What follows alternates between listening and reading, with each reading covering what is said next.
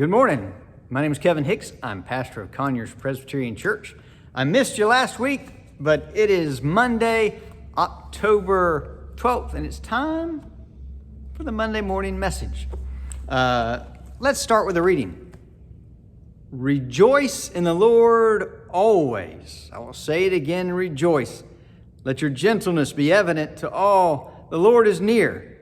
Do not be anxious about anything, but in everything by prayer and petition, with thanksgiving, present your requests to God. And the peace of God, which transcends all understanding, will guard your hearts and your minds in Christ Jesus. That comes from Philippians chapter 4, verses 4 through 7. Worth memorizing if you're one who enjoys memorizing things. If you can't memorize, it's worth writing down and carrying around with you.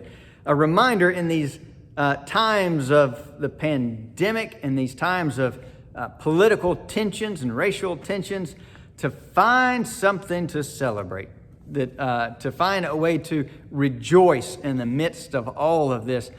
I love this passage, and I'll tell you why. It says that don't be anxious about anything, but instead pray. Take those concerns to God. But the reason I love it is one little phrase, because it says, with thanksgiving. It's easy for us to focus on all the bad stuff in life. And even when we're praying, to focus on all the stuff we want God to fix for us and forget how blessed we truly are. And so when Paul says, don't be anxious, but take all this to God in prayer, he adds that phrase, with thanksgiving. All you got to do is look around, and there will be something to be thankful for, no matter what else is going wrong. Now, I'm not saying that life is easy, and I'm not saying that you don't have problems, and I'm not saying that the pandemic hasn't been made everything worse. It has.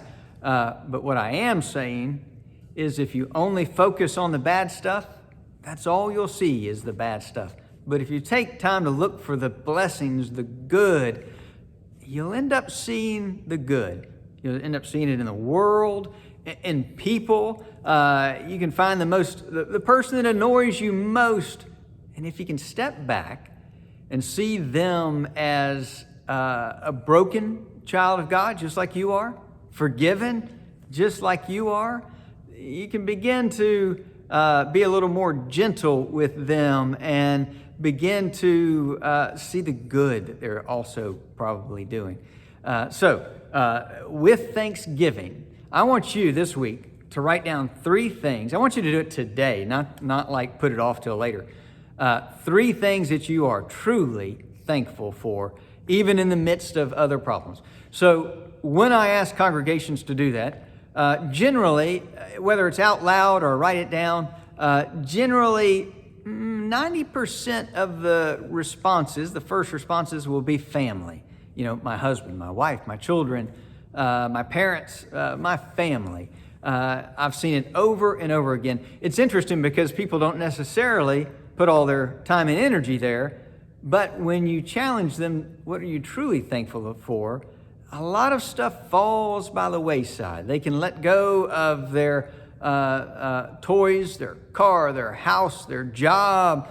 They can let go of a lot of things before they'll let go of their family, and it helps them see what to be thankful for and how important family is. So I assume and I hope that family is a blessing to you. I know there are some dysfunctional families out there, but I assume that for most of you, you've got something to be truly thankful for in your family. So I want you to write down 3 things. Let's let number 1 just be family.